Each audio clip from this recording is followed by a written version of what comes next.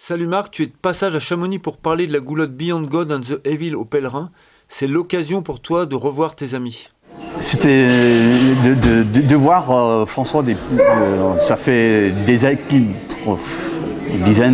quinzaine des années que je ne l'ai pas vu. Et puis, juste pour reprendre contact, parce que dans un certain moment, on était plus ou moins dans le même trajet dans nos carrières, en fait.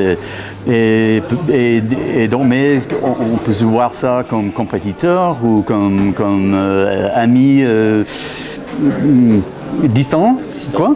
Mais juste pour, avec plus de maturité maintenant, juste voir comment lui, il a assumé, on dit, une carrière d'alpiniste vis-à-vis la vie.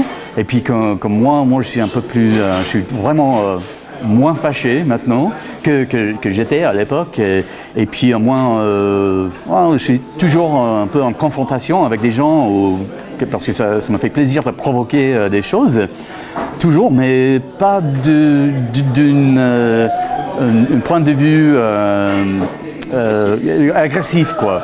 Donc ça me fait beaucoup plaisir en fait de regarder et d'écouter, d'apprendre son expérience par rapport à la voix et par rapport au topo, par rapport mes mots et comment j'avais géré après l'avoir été ouvert, quoi. C'est important pour toi de revoir toutes ces personnes ? Ouais, mais ça fait dans le dernier voie difficile que j'ai fait en montagne, ça fait 13 ans en fait. C'était fin juin 2000 en Alaska. Et puis je me suis vraiment distancé de l'alpinisme, de tout ce qui est montagne. Donc je regarde sur Internet, je suis un peu comme des exploits par des gens que je connais ou je connais de nom. Parce que ça m'intéresse toujours d'aller sur des sites internet. Ça me donne la possibilité à pratiquer le français aussi. Mais plus que je suis âgé, on peut dire, moins que il y a moins des amis qui sont vivants, quoi. Donc d'avoir une opportunité ou une occasion de venir ici à Chamonix, respirer l'air de Chamonix, de la montagne, mais avoir des gens on ne sait jamais si on aura l'occasion encore dans l'avenir de les voir. Donc avoir Dan Milano, Marcini, Troyes, David, mais c'est vraiment quelque chose que je trouvais fort, mais il fallait quelques jours pour assimiler, en fait, pour prendre en moi. Donc d'abord c'était non, deuxième c'était je suis un peu curieux, c'est quoi ça?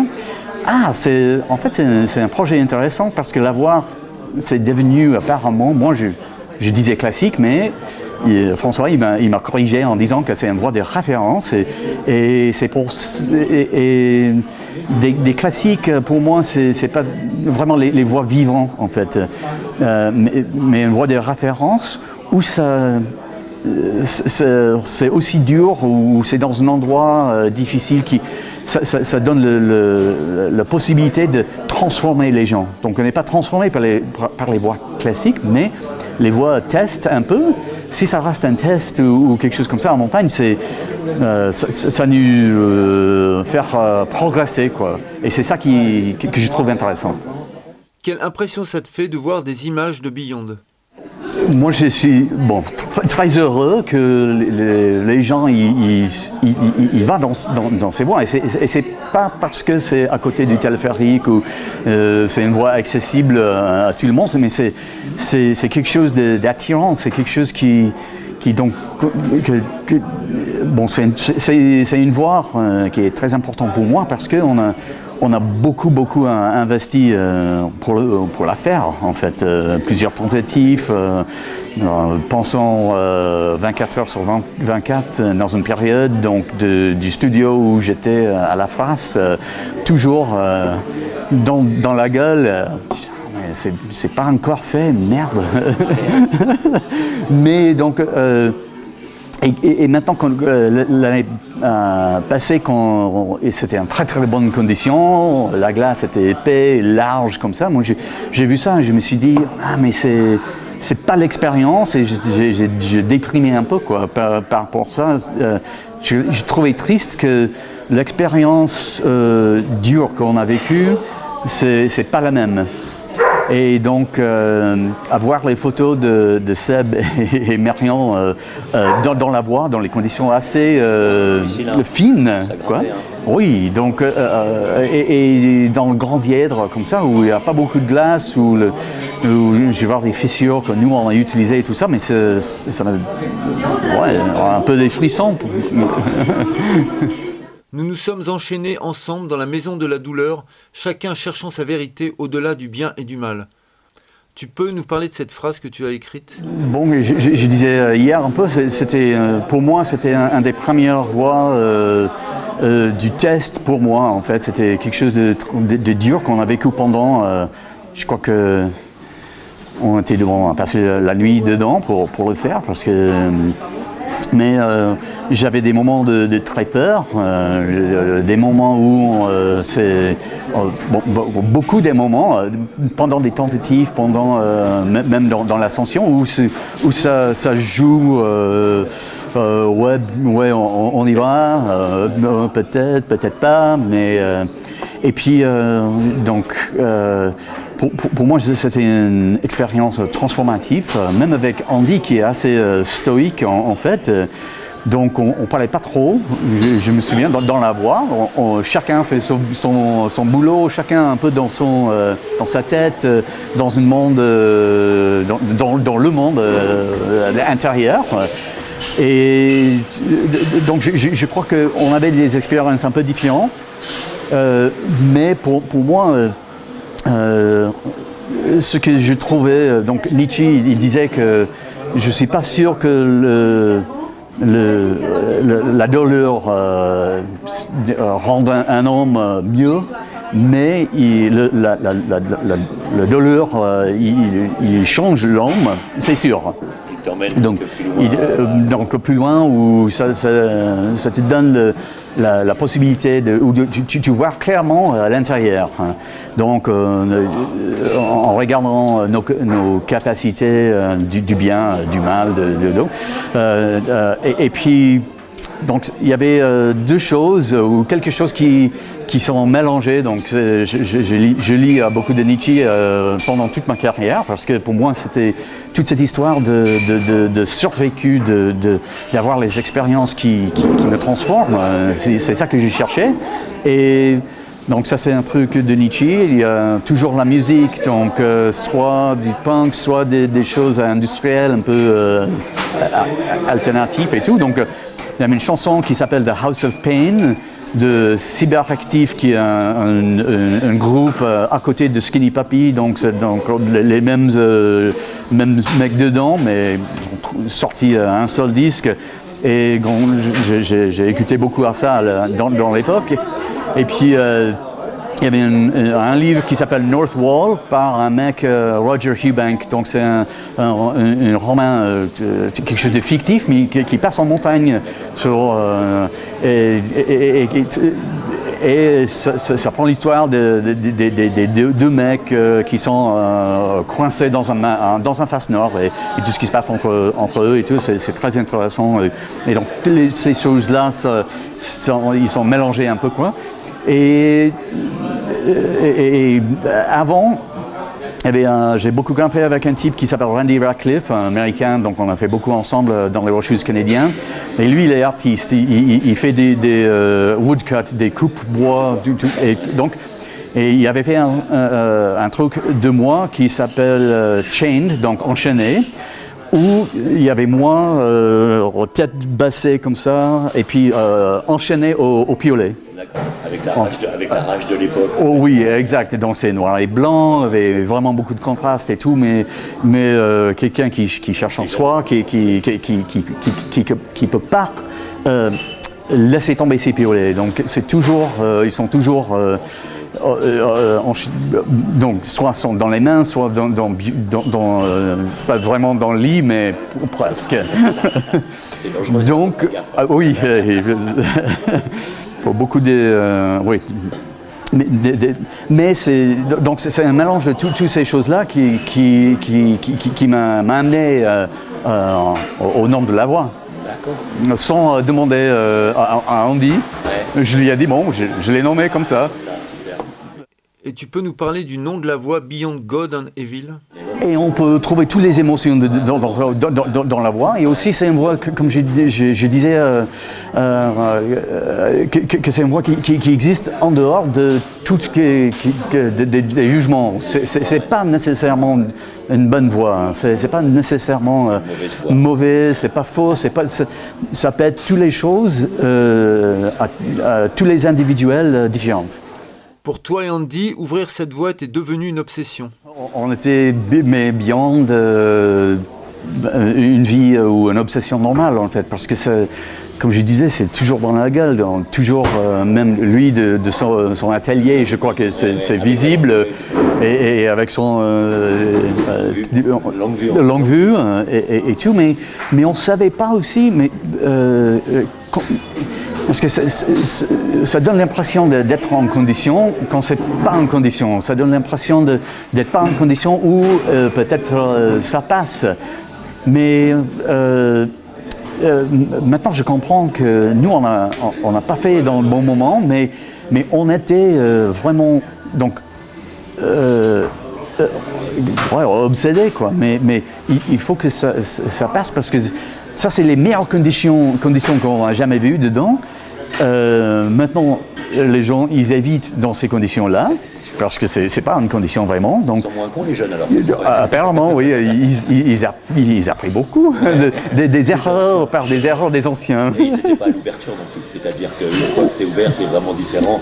Ouais, c'est une voie un peu différente, mais dans un sens, ouais, même si tu sais ce qui vient. Donc nous on est monté quelques longueurs, descendu, attendez, monté. Donc je vois qu'on était au sommet du 6e et puis donc on le sait. Donc quand on a ouvert finalement, on savait ce qui va se passer dans ces passages clés comme ça, mais ça c'est toujours juste d'aller monter au sommet du 6e longueur, c'est quelque chose quand même. Oui, de fort. Donc, même en sachant ce qui va venir, quand même, on avait toujours une incertitude, quoi. En fait, c'était ouvrir cette voie et rien d'autre. Oui, parce que j'avais regardé d'autres voies dans le massif et tout. On a fait des voies différentes entre-temps. Soit on a tenté quelque chose ensemble dans l'envers des aiguilles, je me souviens. Je suis allé en montagne avec Garsen, avec d'autres, mais c'était toujours Beyond qui était dans la tête qui gratte. Mais c'était toujours là, mais on voulait. Et quand tu es obsédé, tu as envie de parler, de partager l'obsession, mais quand on fait un peu la compète pour ouvrir des voies, il ne faut pas parler. Donc oui, il n'y a pas de possibilité de s'exprimer par tout ça. C'est encore plus obsédant, il faut encore plus. Oui, c'est ça. Donc ça tourne. Tu peux nous raconter un peu l'histoire de cette goulotte? Oui, parce que tu n'es jamais sûr en fait quand tu ouvres. Pour moi, c'est bon. Il faut nettoyer cette obsession. En fait, moi, j'aimerais bien le faire, avoir l'expérience et tout, mais putain, ça devient un peu lourd. Donc, on sait pas. Et puis, du moment que donc, on est dans l'expérience, et puis plus immédiatement, quand on commence à écrire, à raconter l'expérience, ça change. Et donc on peut, et je crois que c'est un peu pour ça qu'Andy, ils disent, il écrit pas, ils disent rien. Oui, c'est moi. Et je sais maintenant, si tu me demandes à écrire l'expérience de Beyond maintenant, avec une point de vue de 20 ans, 21 ans, ça serait encore vraiment très défiant parce qu'on n'est pas les mêmes personnes. Mais même si je commence à écrire le lendemain, après, on a déjà commencé à transformer l'expérience. Mais pour moi, après, moi, j'étais vidé en fait. Je crois que j'ai pas.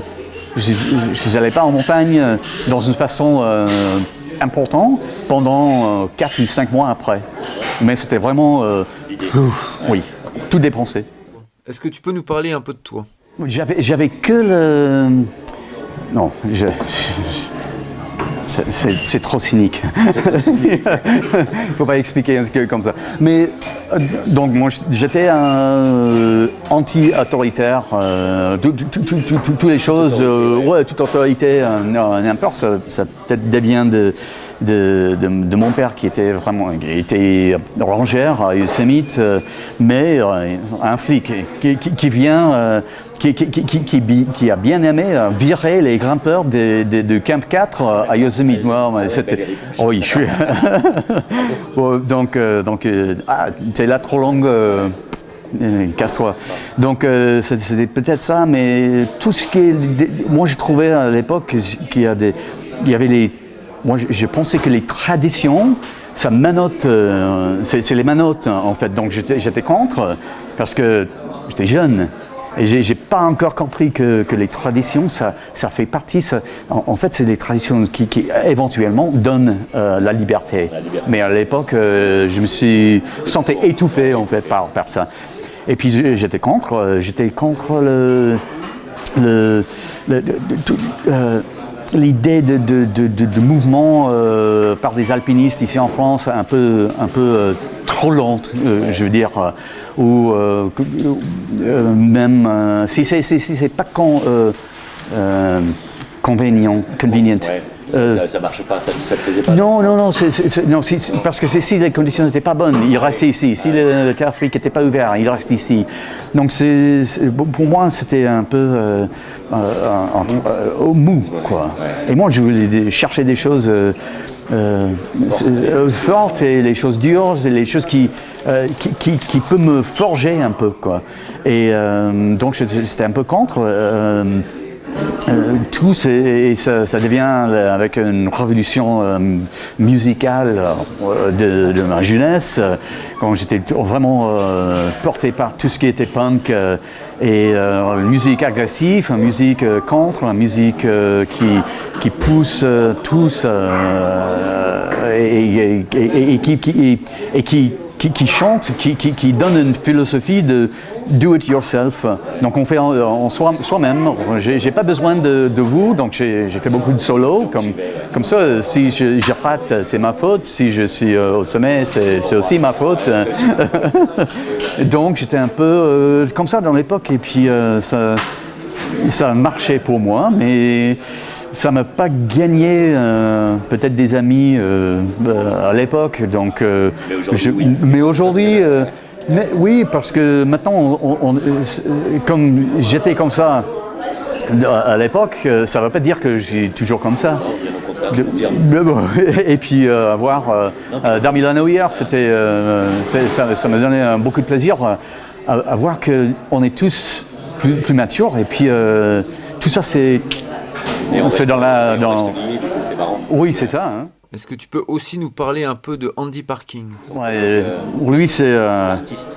Oui, il est artiste, mais quand on voit ce qu'il fait en montagne de l'extérieur, on voit... Moi, je dis pas que c'est... moi, je vois pas artiste. Je vois un mec dur, quoi, qui peut soutenir... un douleur mais inimaginable, par rapport à ce que nous, on a la possibilité de comprendre dans le moment. Et puis, techniquement, même après son accident à Zermatt, moi je ne l'ai jamais connu avant, juste par réputation, Mountain Magazine et tout ça, où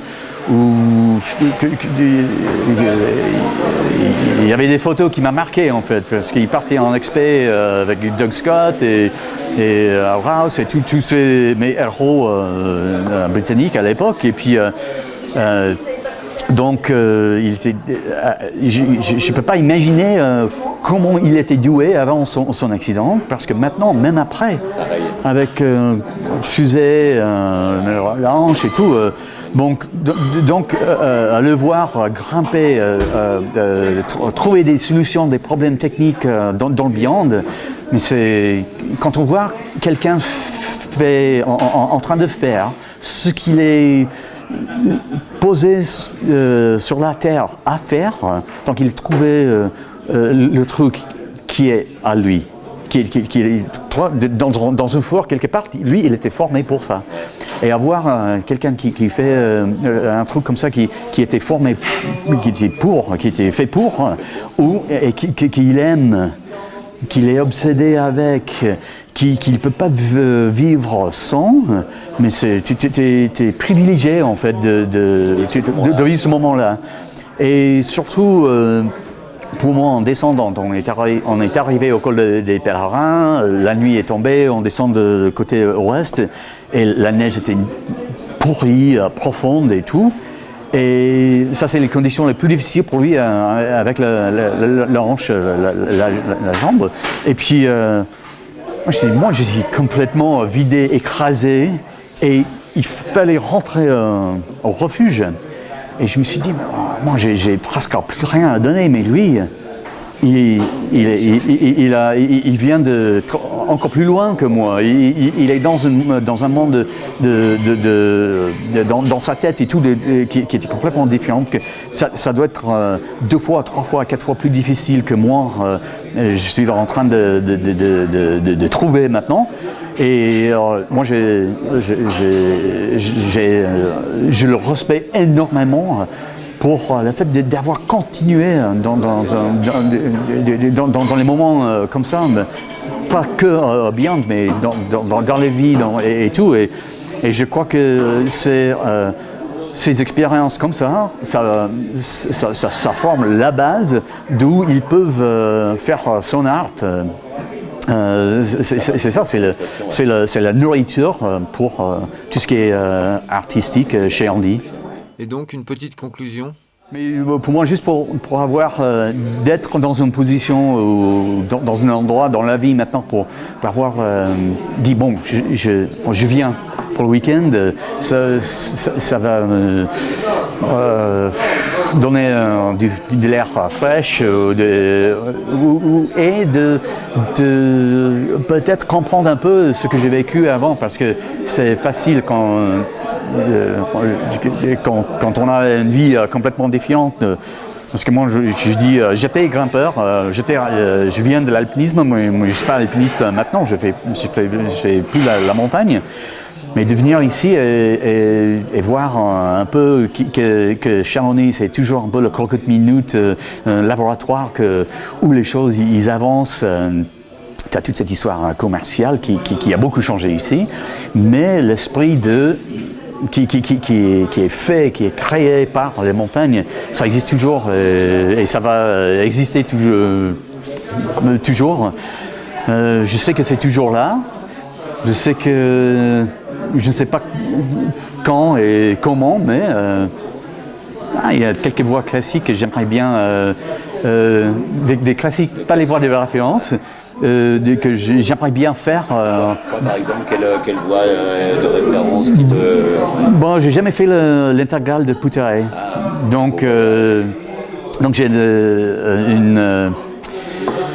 une pacte avec Rolando Garibaldi à faire ensemble, parce que lui il a jamais fait non plus, et puis ça c'est ouais, classique, il y a tout ce qui est un voyage long qu'on peut faire dans les Alpes. Donc d'abord c'est ça. Et j'ai l'impression que si même avec un âge un peu plus avancé, peut-être on peut faire, toujours faire les voies classiques comme ça. Cool, merci Marc. Ouais.